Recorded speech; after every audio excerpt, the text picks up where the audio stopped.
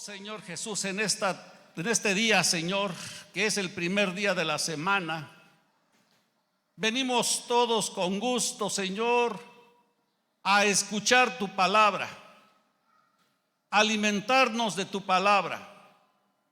Tú eres el alimento para nuestro espíritu. Nuestro espíritu se fortalece cuando escuchamos tu palabra. Y yo te pido, Señor, que hoy tú hables a nuestro espíritu y sea fortalecido en gran manera, para que, Señor, así nosotros podamos vivir una vida en paz, una vida, Señor, dedicada a ti, Padre Celestial. Pido, Señor, que en esta mañana tomes en tus manos este tiempo y que todo lo que se hable, todo lo que se diga, Señor, sea solamente tu palabra como agua de vida para nuestra sed. Te lo pido en el nombre de Cristo Jesús. Amén, amén. Muy bien, hermanos, pues retomemos entonces el tema y vamos a ver, hermanos, que nos habíamos quedado haciendo un recordatorio de todo lo que habíamos visto. Decíamos que Dios tiene un plan. Dios tiene un plan. Y el plan que tiene Dios es edificarse a sí mismo una casa. Lo que Él quiere tener es una casa. Pero esta casa que Él se está construyendo en este tiempo no es una casa de materiales, sino que es una casa de personas transformadas, de personas que han recibido a Cristo y que se quieren transformar. Así que esta casa en sí, hermanos, es una casa de personas. Lo que Él desea es que esta casa lo exprese, lo manifieste, exprese la gloria del Señor. Ese es el deseo de Dios para edificarse su casa.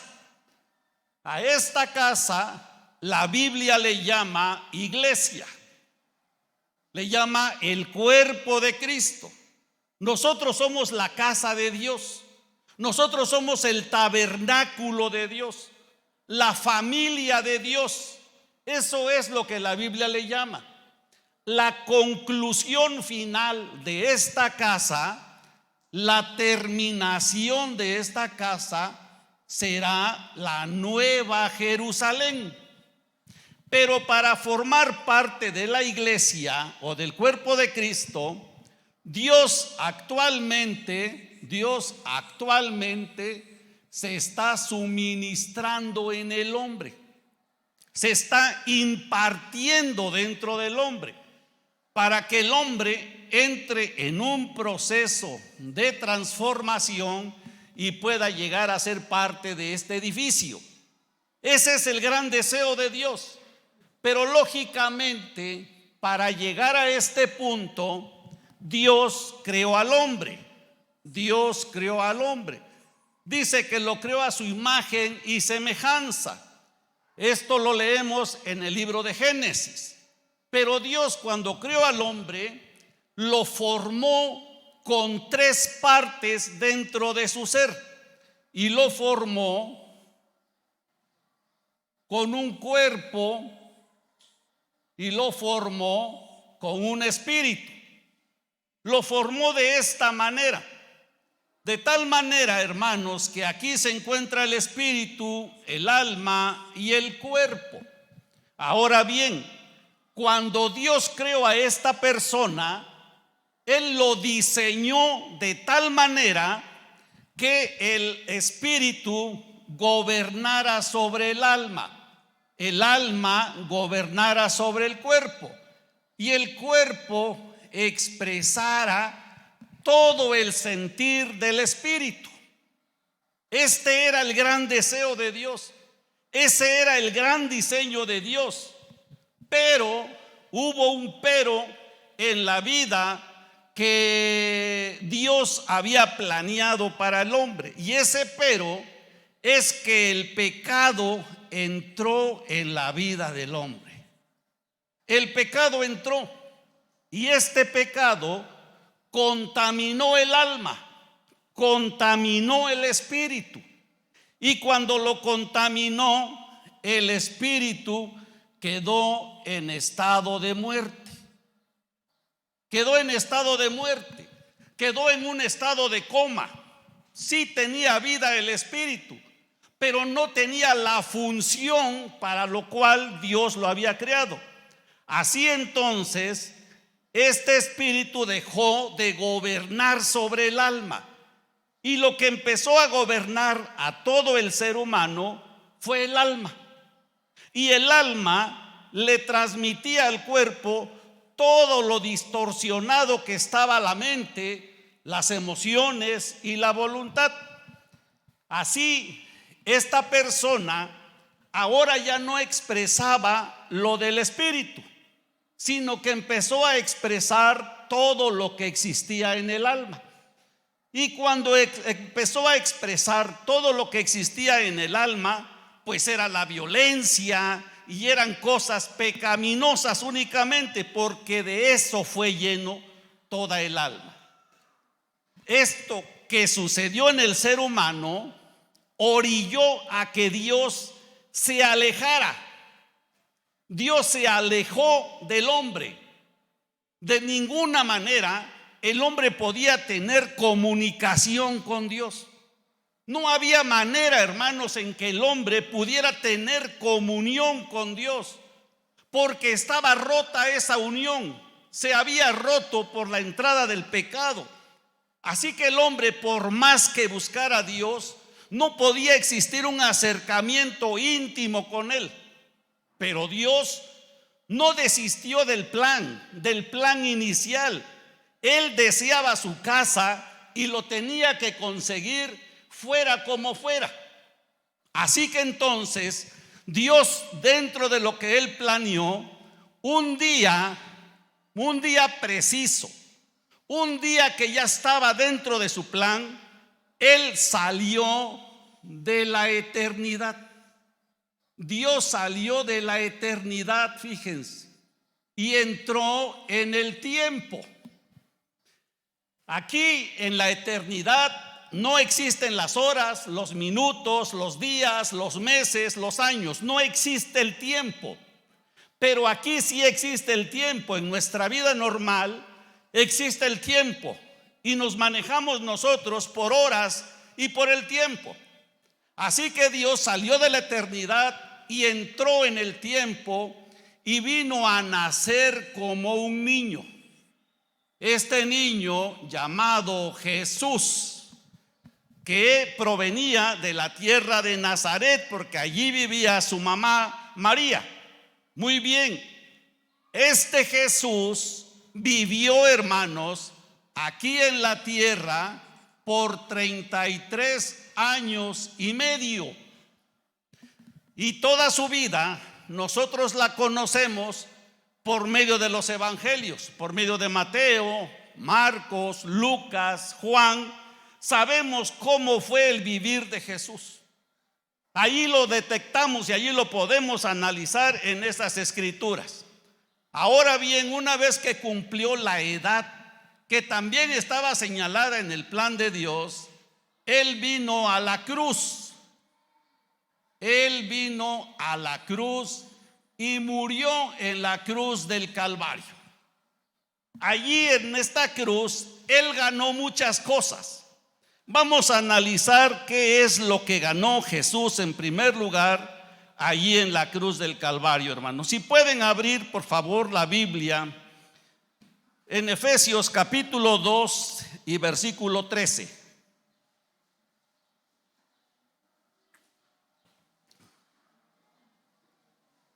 Dice así: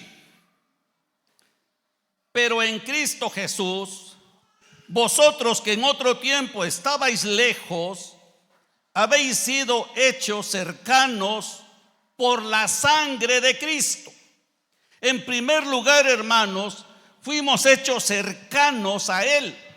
Lo que dividía y lo que separaba a Dios del hombre por la sangre que Cristo derramó en la cruz del Calvario, nos hizo cercanos a Él. Ahora le podíamos tocar con nuestro espíritu. Ahora le podíamos recibir en nuestro espíritu. Si Él no hubiera muerto en la cruz, de ninguna manera pudiéramos tener contacto con Él. Así lo que Él ganó entonces, hermanos, en primer lugar, es acercarnos a sí mismo con Él.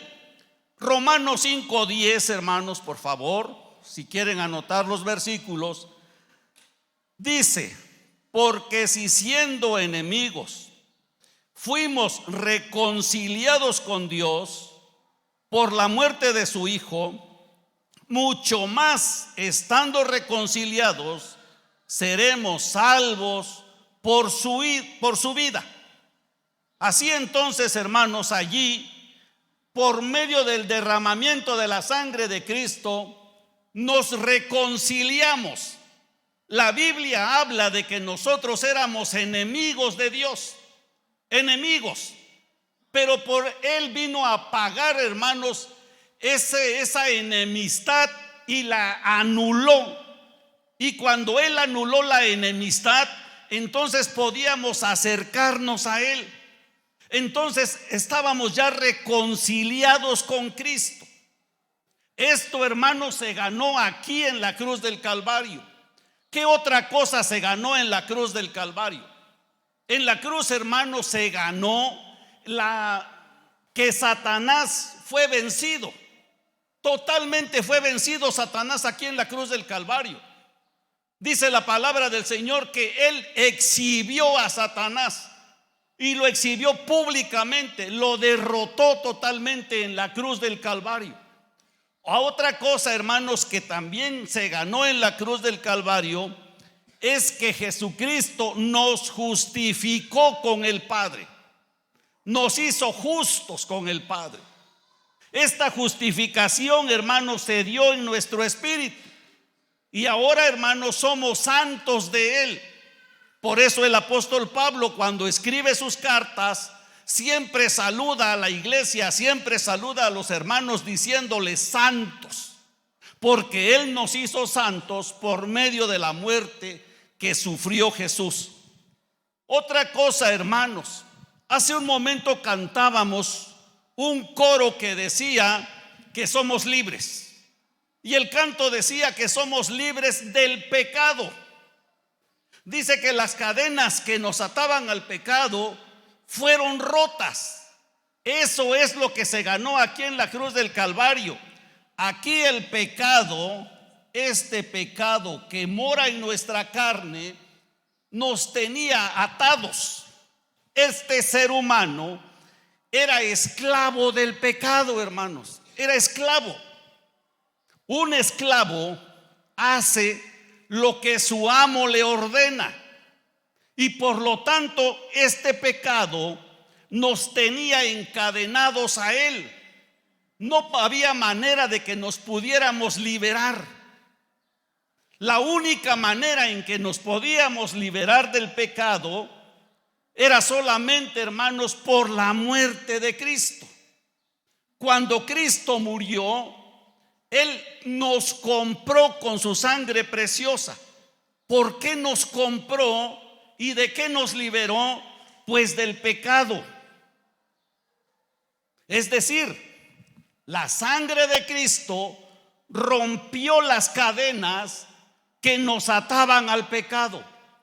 Ahora ya no somos esclavos del pecado, ya fuimos libertados.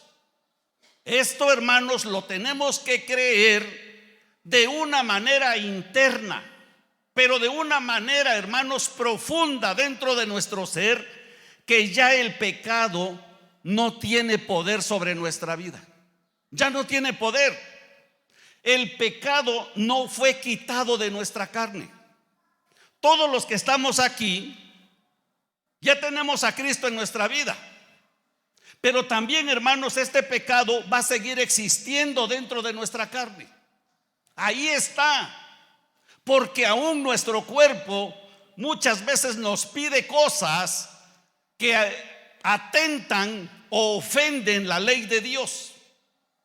Por eso mismo, este pecado ya, hermanos, va a seguir existiendo, pero ya no tiene poder. ¿Por qué no tiene poder? Porque nosotros que éramos esclavos del pecado, Cristo con su sangre pagó para rescatarnos del pecado. Eso es lo más importante que debe de quedar en tu mente hoy en esta mañana. Tú ya no eres esclavo del pecado. Ya nadie de los que estamos aquí somos esclavos del pecado. Hemos sido libertados totalmente de él, hermanos. Vamos a seguir viendo qué más se ganó en la cruz del Calvario. Pero antes de ver qué otra cosa se ganó aquí en la cruz del Calvario, quiero seguir comentando este aspecto después de la cruz. Después, hermanos, que Cristo murió en la cruz, Él bajó al sepulcro. Él estuvo allí 3 días. Finalmente, Él resucitó. Cuando Cristo resucitó, Él fue ascendido al cielo. Él subió al cielo nuevamente, subió a la eternidad. Y aquí en la eternidad, aquí en el cielo, Él fue entronizado. Él fue entronizado. Cuando Él fue entronizado, Él se le dio todo el poder. A Él se le puso en el trono. Y una vez que se realizó esto, Él estaba ya disponible, ahora sí, para venir y entrar en el espíritu del hombre. Así que una vez de que pasó por este proceso, Dios pudo haber entrado en el ser humano. Antes de este punto, Dios no podía ser recibido por ninguna persona. Antes de ser entronizado, Cristo no podía ser suministrado a ninguna persona. Nadie lo podía recibir, absolutamente nadie. Jesucristo, cuando estuvo en vida, Él había querido entrar dentro de sus discípulos, pero no lo podía hacer. Así que sus discípulos estuvieron con Cristo físicamente, pero aún no podía ser suministrado dentro de ellos. Fue hasta que Cristo pasó por este proceso, fue entonces que Él pudo suministrarse dentro de sus discípulos y ahora dentro de todo aquel que le quiera recibir. Eso es lo que hizo Dios, hermanos. Ahora, cuando Cristo entra a nuestra vida, viene a habitar aquí en nuestro espíritu. Muchos pensamos y decimos: recibe a Cristo en tu corazón. Es una palabra que se le ha pegado mucho al cristiano, pero no, aún no lo podemos recibir en nuestro corazón. Y ahorita lo vamos a ver con un versículo bíblico. A donde viene Cristo a habitar es en nuestro espíritu. Y cuando Cristo entra a nuestro espíritu, este espíritu que se encontraba muerto, este espíritu que se encontraba sin funcionar, nuevamente, hermanos, cobra vida. Nuevamente cobra vida, y una vida eterna, una vida divina. Nuevamente este espíritu empieza a funcionar. A este proceso se le conoce con el nombre de nuevo nacimiento. Este es el nuevo nacimiento, o esta es la regeneración. La regeneración. Así le llama la Biblia a este proceso cuando Cristo entra en el hombre. Así que nosotros, hermanos, cuando recibimos a Cristo, Él vino a nuestro espíritu. Por eso podemos cantar con mucho gozo. Por eso podemos amar al Señor. Por eso, hermanos, nosotros podemos de alguna manera sentir en nuestro espíritu un gozo muy especial. porque Él ya vive aquí y porque nuestro espíritu recobró vida. Nuestro espíritu, hermanos, nuevamente empezó a funcionar. Ahora en nosotros existe un espíritu regenerado. Esta palabra, hermanos, que se les quede en la mente: tenemos un espíritu regenerado. Regenerado quiere decir que una vida fue añadida a nuestra vida. Nosotros tenemos la vida natural, como todo el mundo, como la gente que no reciben a Cristo también tienen su vida natural. Y nosotros tenemos una vida natural, pero además tenemos la vida divina, la vida de Dios, la vida de Dios puesta en nuestra vida. Miren los siguientes versículos, hermanos. Primera de Pedro 1:3. Primera de Pedro 1:3. Dice: bendito sea el Dios y Padre de nuestro Señor Jesucristo, que según su grande misericordia nos ha regenerado para una esperanza viva mediante la resurrección de Jesucristo de entre los muertos. Así que ahora que nosotros ya hemos sido regenerados, que ahora ya hay una vida más aquí viviendo en nosotros, hay una vida más. Hermanos, la gente no puede ver esa vida, pero nosotros sí podemos sentir dentro de nosotros una vida más agregada a nuestra vida natural. Y esa vida más, hermanos, es Dios mismo. Es Dios mismo viviendo en nuestro espíritu. Aquí está Dios en cada uno de ustedes. Dios no está fuera de ustedes. Dios está dentro de cada uno de nosotros y está habitando en nuestro espíritu. Por eso dice la Biblia que nosotros somos ahora la morada de Dios. La Biblia dice que somos el templo de Dios. ¿Y por qué somos el templo de Dios? Porque Él está habitando aquí dentro de nuestro ser, en la parte más profunda, en la parte más interna de nosotros. Allí está habitando, en aquella parte que no tenía vida, pero que Él le dio una nueva vida. Y esa nueva vida la recibimos con un nuevo nacimiento. Esa nueva vida la recibimos, hermanos, por medio de la regeneración de nuestro espíritu. Ahora otro versículo dice, Juan 3:3. Respondió Jesús y le dijo: de cierto te digo, que el que no naciere de nuevo no puede ver el reino de Dios. Así que el requisito indispensable para entrar en el reino de Dios es la regeneración o el nuevo nacimiento. Muchos piensan allá afuera, hermanos, que simple y sencillamente con ir a la iglesia y rezar y pasar delante de una persona a confesar sus pecados, piensan que con eso ya están dentro del reino de Dios, pero están totalmente equivocados. Así no se obtiene entrar al reino de Dios. La única manera en que podemos entrar al reino de Dios es teniendo un nuevo nacimiento, es teniendo la regeneración. ¿Y cómo llegamos a esto? Recibiendo a Cristo en nuestro espíritu. Es la única manera. Cuando vamos, hermanos, a un evento de alguna persona que ha fallecido, hacen sus cultos pidiéndole a Dios de que reciba a la persona que ha fallecido. Eso también es una gran equivocación, porque todo eso, hermanos, lo hacemos en vida. En vida tenemos que recibir a Cristo. En vida tenemos que decirle a Cristo: Señor, ven a morar en mi espíritu.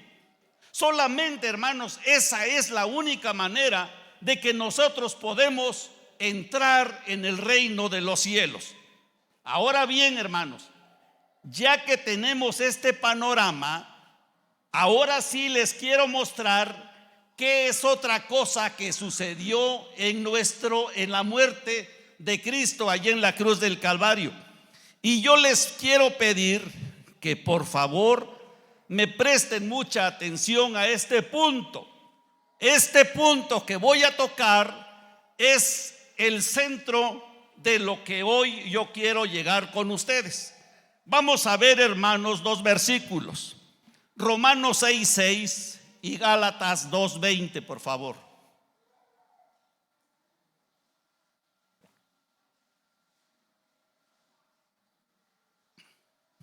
Dice así: sabiendo esto, que nuestro viejo hombre fue crucificado juntamente con él. Está hablando de Cristo. Lo voy a repetir: sabiendo esto, que nuestro viejo hombre fue crucificado juntamente con él. Gálatas 2:20. Con Cristo estoy juntamente crucificado, y ya no vivo yo, mas vive Cristo en mí. ¿A qué se refieren estos dos versículos, hermanos? ¿A qué se refieren? Miren, aquí en el alma hay una vida. Lo quiero mostrar para que le podamos entender. Lo quiero simbolizar con una persona. Hay una vida. Esta vida es la vida del alma. Y no me refiero, hermanos, a las funciones del alma. Recuerden que dentro del alma hay tres funciones: la mente, las emociones y la voluntad. A esta vida del alma lo quiero simbolizar como una persona que utiliza las funciones del alma para expresarse. Esta persona, dice la palabra de Dios allá en Génesis, que Dios creó al hombre de la tierra, del polvo de la tierra, y sopló en él el aliento de vida. Y termina el versículo diciendo: y fue el hombre un alma viviente. Así que esta persona, hermanos, utiliza las funciones del alma para expresarse. Estas expresiones del alma le conocemos como su personalidad. Su personalidad. Si se dan cuenta, esta palabra tiene su raíz en persona. Significa que todas las características o todo lo que sale de nuestra vida o todo lo que ustedes ven de mí se le conoce, hermanos, como personalidad. Pero esta personalidad es la manera en que está viviendo esta persona y que está utilizando las funciones del alma para poder expresarse. Esa es, hermanos, la personalidad. Ahora, hermanos, la Biblia le llama a este hombre, le llama el yo, o le llama el viejo hombre. El yo o el viejo hombre. Antes de la caída, este yo o la vida del alma o esta persona como el hombre al principio dependía del espíritu.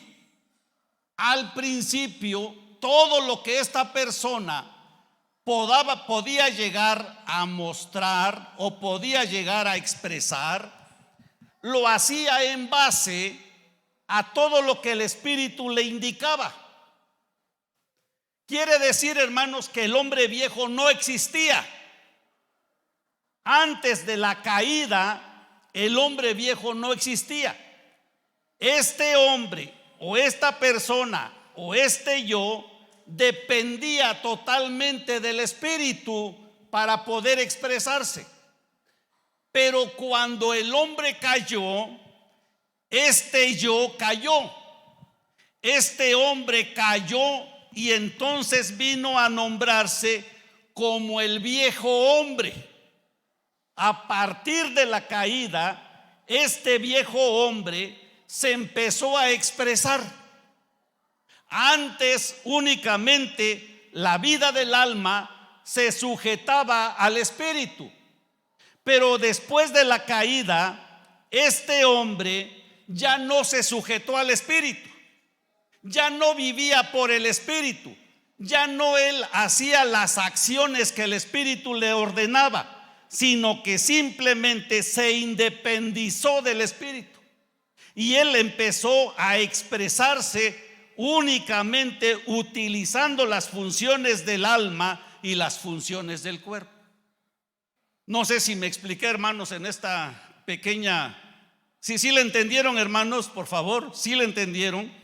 Bueno, ahora decía yo que esta persona se convirtió en el viejo hombre. El apóstol Pablo es el que escribe todas estas cosas. Pero el apóstol Pablo, antes de recibir a Cristo, él era el Saulo caído. El apóstol Pablo era el Pablo caído, porque no había recibido a Cristo. Era una persona caída. Pablo tenía su yo caído. El apóstol Pablo estaba gobernado por su viejo hombre.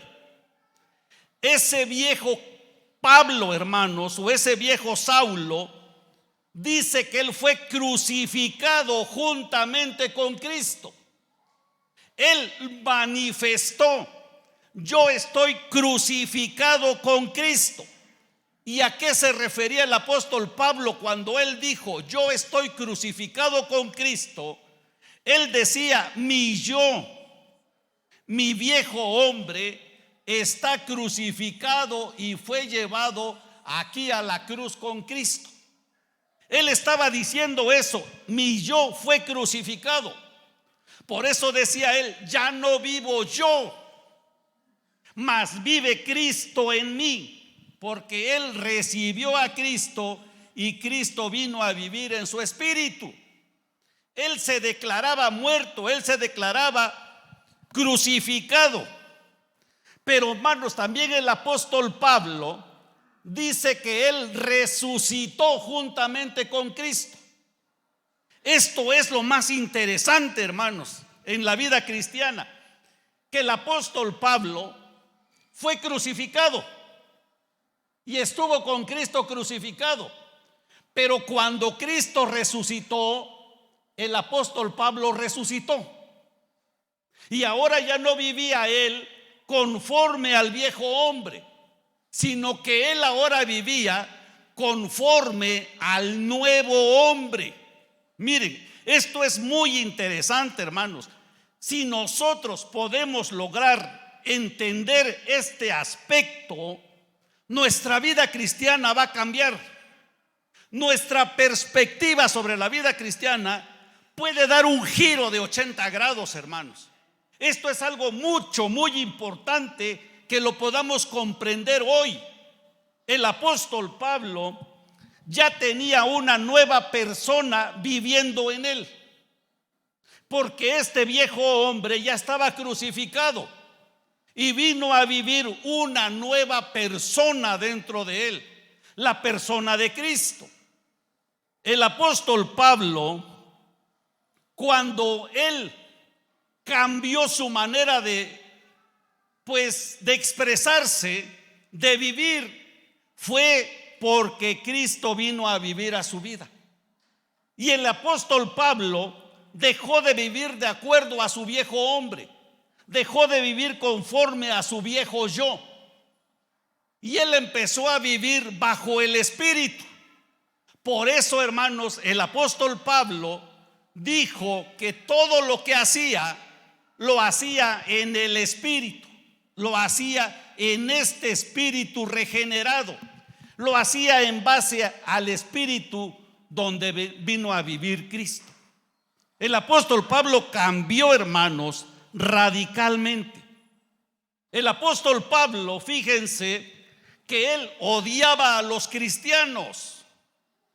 El apóstol Pablo, o el viejo Pablo, el Pablo que era dirigido por su yo, el Pablo que era dirigido por su viejo hombre, odiaba a los cristianos, los perseguía, los arrastraba. A las personas, hermanos, no les importaba buscar a Dios cuando decía que el apóstol Pablo perseguía a todos aquellos que clamaban a Dios. Pero el apóstol Pablo se complacía cuando eran golpeados esos cristianos. El apóstol Pablo se complacía cuando mataban a los cristianos. Él se ponía contento. Para él eran medallas cuando los cristianos eran asesinados. ¿Por qué era para el apóstol Pablo un honor matar a cristianos? Porque él estaba viviendo conforme a su yo, conforme a su viejo hombre. Pero cuando cambió la historia de Pablo, él amó a los cristianos. A él no le importaba su vida. Al apóstol Pablo no le importaba, hermanos, entregar hasta el último aliento de su vida con tal de vivir la vida de Cristo. Con tal ya no de vivir su vida, sino ahora la vida de Cristo. Ahora nosotros, hermanos, nuestro viejo hombre, aquel hombre que nos gobernaba, este viejo hombre, este yo, era esclavo del pecado. Nuestro viejo hombre, hermanos, hacía todo lo que el pecado le ordenaba. Todo. El pecado te decía: vamos a tomar, y obedecía. El viejo hombre iba y ejecutaba las cosas. Roba, asalta, viola, mata. El viejo hombre gobernaba nuestra vida. Ese era, hermanos, nuestra vida bajo el viejo hombre, bajo nuestro yo. Pero cuando recibimos a Cristo en nuestro espíritu, reconocimos que Cristo allá en la cruz del Calvario llevó nuestro yo, llevó nuestro viejo hombre, y nuestro viejo hombre ya está crucificado con Cristo en la cruz. Por lo tanto, hermanos, ahora ya no me puede dominar el pecado. ¿Por qué? Porque mi viejo hombre murió y resucitó un nuevo hombre. Resucitó un nuevo hombre. Así que nosotros somos personas resucitadas. Esto, hermanos, tenemos que creerlo, como les decía, de una manera interna y profunda. A esta manera de creer se le llama creerlo de una manera subjetiva. ¿Qué es de una manera subjetiva? Se los quiero decir para que cuando se mencione que tenemos que creerlo subjetivamente, le podamos entender. Por ejemplo, el cerro de allá atrás, para mí es el cerro más grande de toda la tierra. Para mí es el cerro más grande de toda la tierra. Pero tú dirás: es que ese cerro no es el más grande de toda la tierra. Y tienes razón, porque tú lo estás viendo de una manera objetiva. Pero yo lo estoy creyendo de una manera subjetiva, que para mí es el cerro más grande, y así lo voy a creer. Aunque tú me digas que no, yo digo que sí, es el más grande. Por ejemplo, ¿ustedes creen que Cristo viva dentro de ustedes? ¿Sí vive Cristo dentro de ustedes, hermanos? Sí. ¿Quién se los podrá creer otra persona que no conoce a Cristo? No se los va a creer. Ustedes lo creen de manera subjetiva, que Cristo vive dentro de ustedes, hermanos. Así, de esta manera, yo debo de creer de manera subjetiva que estoy muerto. Debo de creer de manera subjetiva que yo estoy puesto en la cruz, que yo, hermanos, ya no tengo vida, mi yo ya no tiene vida, que mi viejo hombre ya fue crucificado.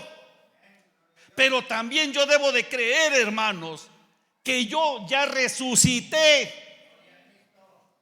Así como estoy crucificado con Cristo, resucité juntamente con Cristo. Ahora soy nuevo. Antes, ¿qué salía de mí? Pecados. ¿Qué salían de mí? Pecados. Señal de que estaba yo viviendo en mi viejo hombre. Ahora, ¿qué debe de salir de mí? Los frutos del Espíritu. Porque estoy viviendo, hermanos, una vida resucitada. Tú estás viviendo una vida resucitada. Yo estoy viviendo una vida resucitada. Miren lo que dice la palabra de Dios ahí, por favor, en 2 de Corintios 5:17.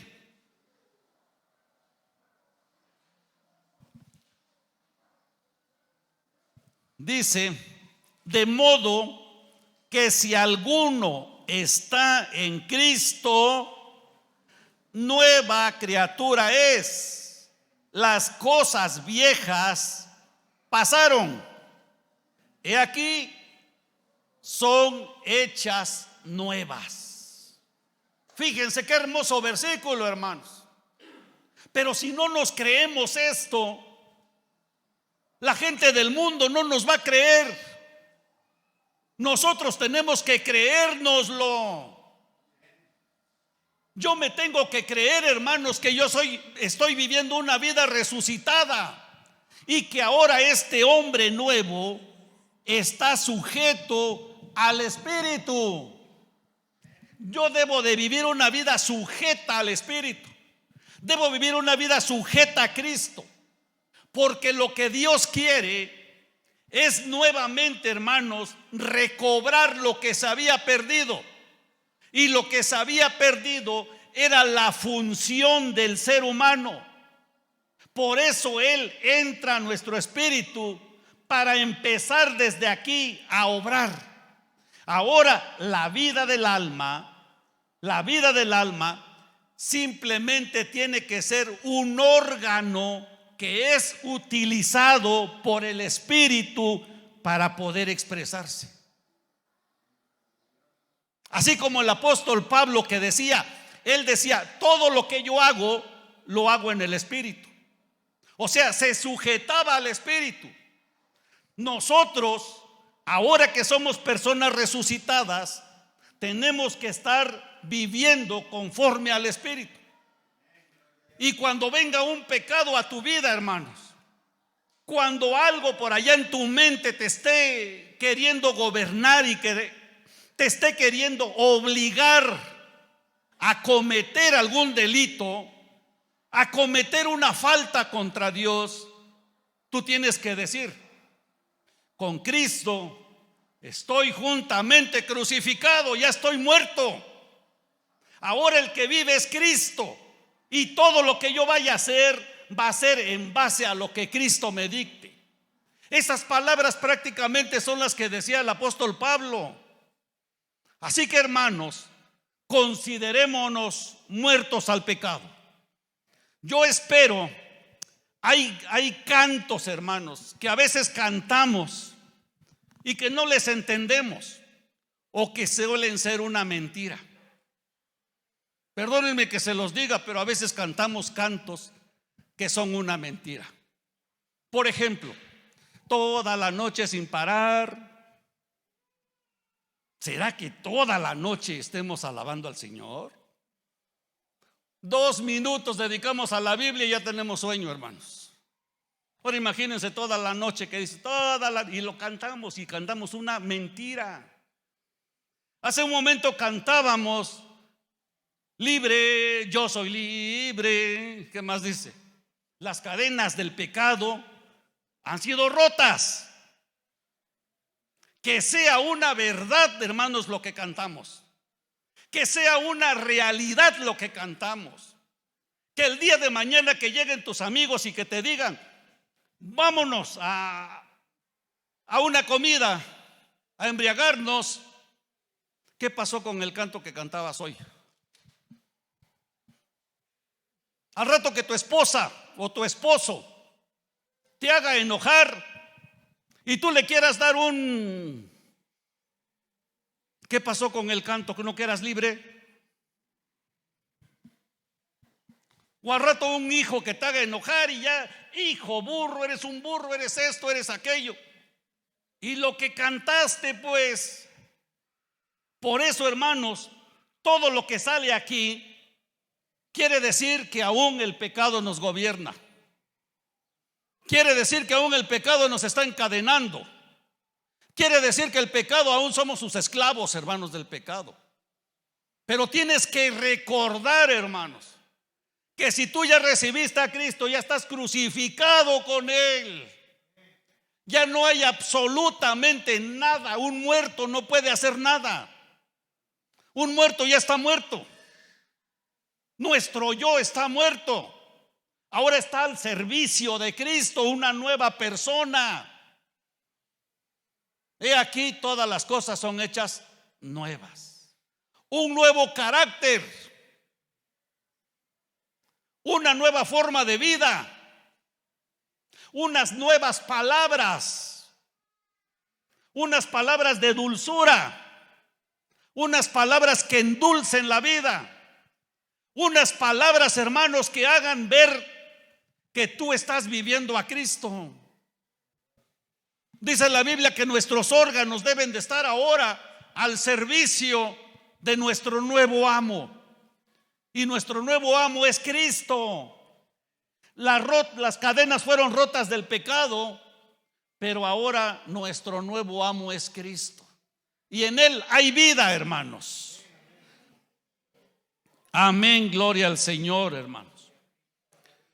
Ahora, hermanos, nosotros desde este punto del Espíritu, Dios desea habitar en nuestra alma y luego Dios desea habitar en nuestro cuerpo.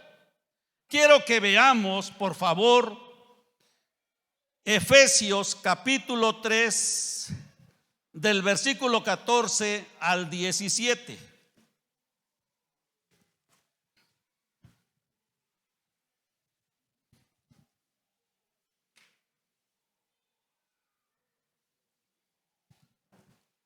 Dice, en cuanto a la, perdón, es 3. Pero bueno, vamos a ver Efesios 4 para cerrar este punto. Efesios 4, del versículo 22 al 24, dice que en cuanto a la pasada manera de vivir, os despojéis del viejo hombre que se va corrompiendo conforme a las pasiones del engaño, y os renovéis en el espíritu de vuestra mente, y os vistáis del nuevo hombre, creado según Dios en la justicia y santidad de la realidad. Hermanos, nosotros nos tenemos que vestir del nuevo hombre. Nuestras acciones son nuestras vestiduras. Acuérdense que hay una parábola que habla de la fiesta de las bodas del hijo del rey. Y resulta que cuando llegaron a la fiesta de bodas, sacaron a uno de esa fiesta.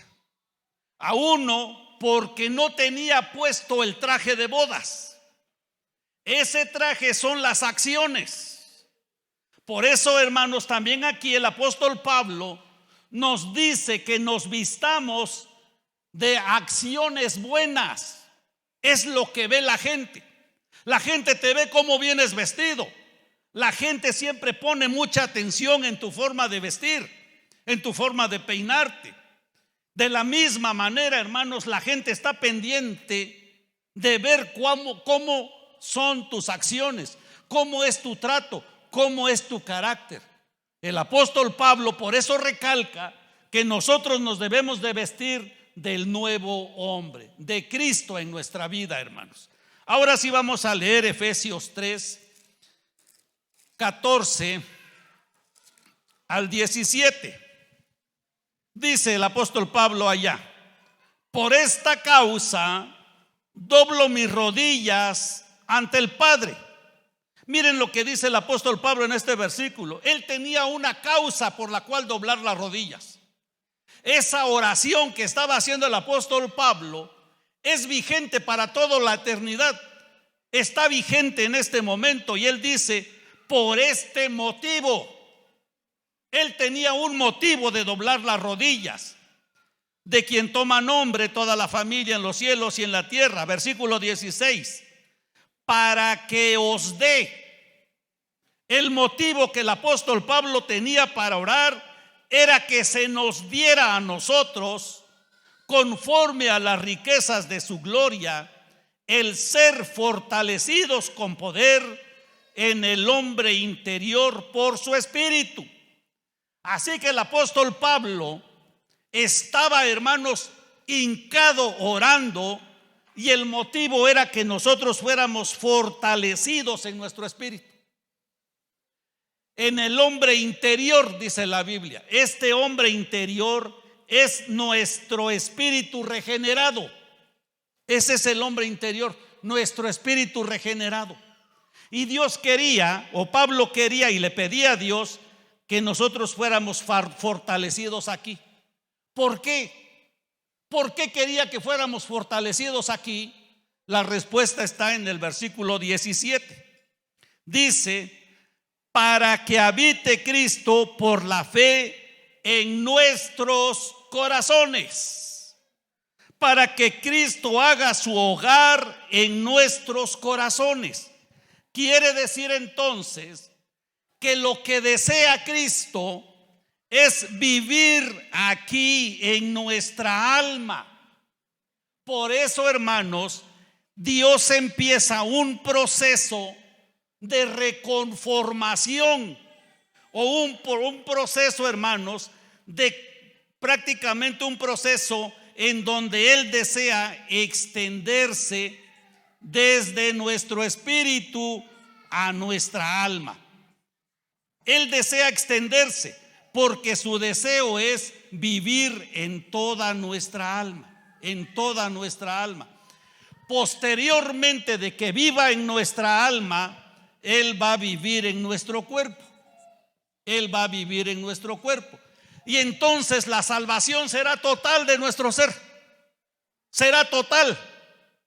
La salvación, hermanos, avanza en nosotros como si han aventado una piedra a un estanque de agua, y cuando se avienta la piedra al estanque empieza a hacer círculos a partir de la piedra, y se va extendiendo los círculos. De la misma manera, nosotros ya somos salvos en el espíritu. Ya es salvo todo nuestro ser, sí, pero Dios lo quiere santificar todo. Nuestro espíritu es santo, porque allí habita la presencia del santo, que es Dios. Luego quiere que nuestra alma sea santificada. A este proceso la Biblia le llama transformación. Y luego, hermanos, después de que nuestra alma sea completamente saturada de Dios, nuestro cuerpo seguirá después a ser completamente santificado. Esa es la obra de Dios, hermanos. Pero esa obra empieza desde nuestro interior, empieza desde nuestro espíritu. Así que entonces Dios empieza, hermanos, aquí una reconfiguración. Recuerden que hemos explicado en otras clases que nuestra alma se desconfiguraron sus funciones, se desconfiguraron. Nuestra mente se convirtió en una mente corrupta. Nuestra voluntad se convirtió en una voluntad desconfigurada. Nuestras emociones, hermanos, se desconfiguraron totalmente. Ahora lo que Dios quiere es nuevamente reconfigurar las emociones, la voluntad y la mente. Por lo tanto, hermanos, Él lo que desea es ir ganando nuestra mente, ganando nuestras emociones, ganando nuestra voluntad. Ese es el gran deseo de Dios, hermanos. Eso es lo que Dios quiere. Eso es lo que Dios anhela. Romanos 12:2 dice: no os amoldéis a este siglo, sino transformaos por medio de la renovación de vuestra mente, para que comprobéis cuál sea la voluntad de Dios, lo bueno, lo agradable y lo perfecto. Pero ahí está diciendo: no os amoldéis a este siglo, sino transformaos por medio de la renovación de nuestra mente.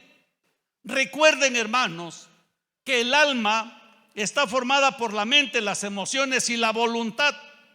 Pero la parte principal del alma es la mente. La mente gobierna todo nuestro ser. Por lo tanto, Dios desea que nuestra mente sea, hermanos, ganada para el Señor. Por eso Él dice: renovaos en nuestra mente. Renovaos en nuestra mente. Dios quiere alcanzar nuestra mente por medio de que Él se vaya extendiendo desde nuestro espíritu a nuestra alma.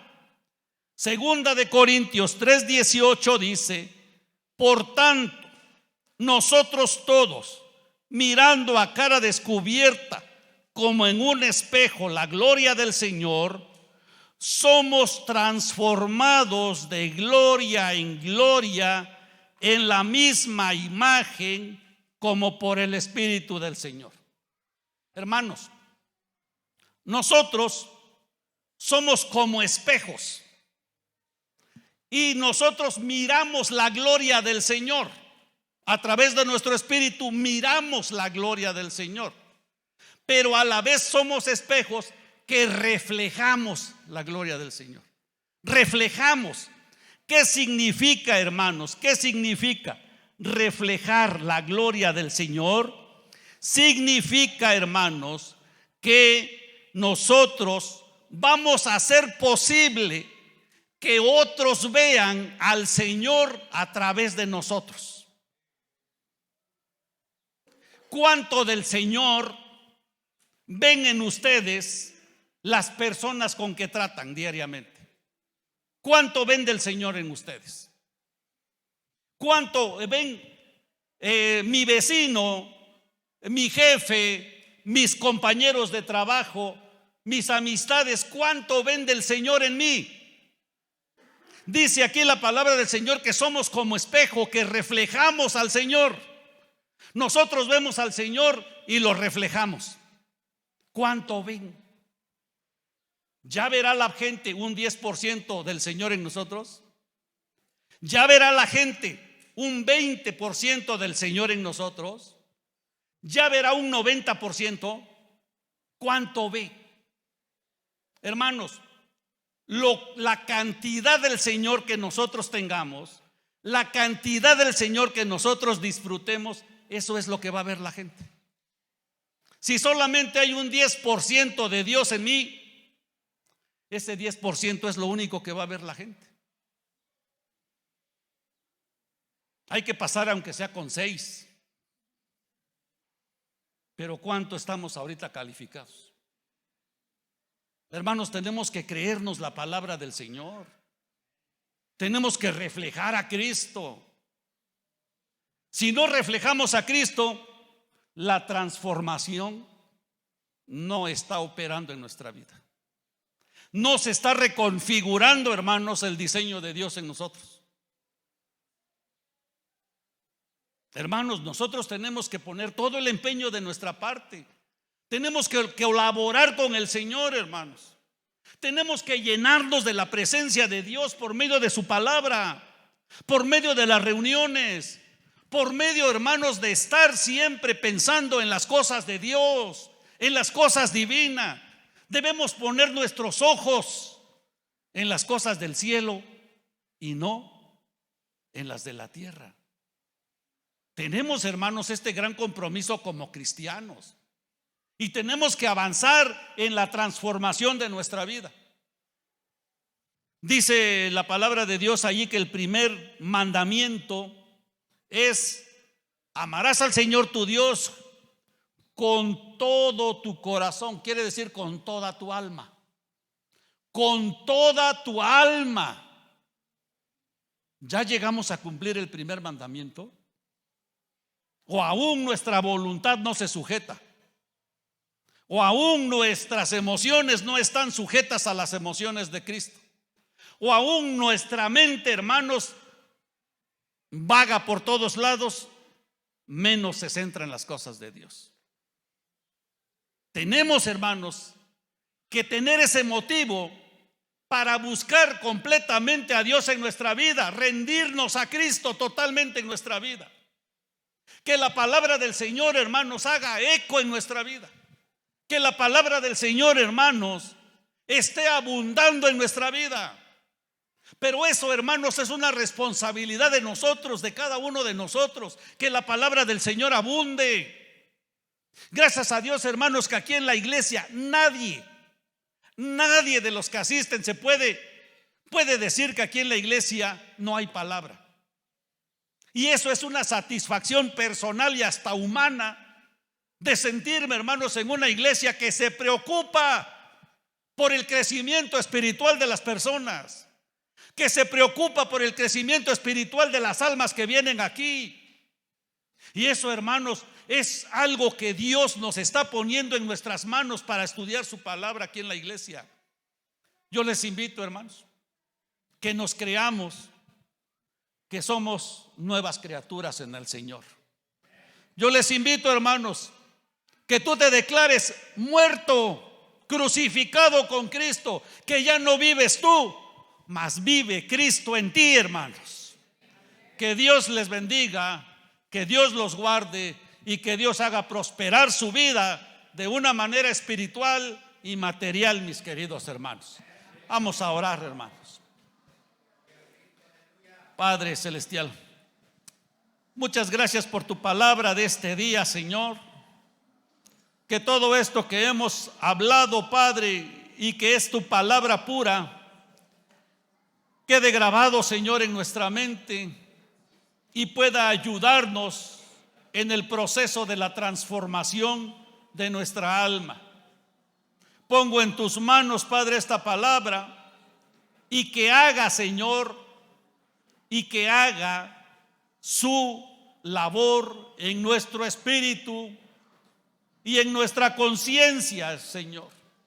Que nosotros pongamos todo lo que esté de nuestra parte para honrarte, para bendecirte y para que tú nos llenes cada día más de tu presencia en nuestro espíritu. Y pedimos, y la oración del apóstol Pablo que decía, Señor, que él doblaba rodillas con el único propósito de ser fortalecidos en nuestro hombre interior. Que ese sea el deseo de cada uno de mis hermanos, el ser fortalecidos en nuestro espíritu. Gracias en el nombre de Cristo Jesús. Amén, amén.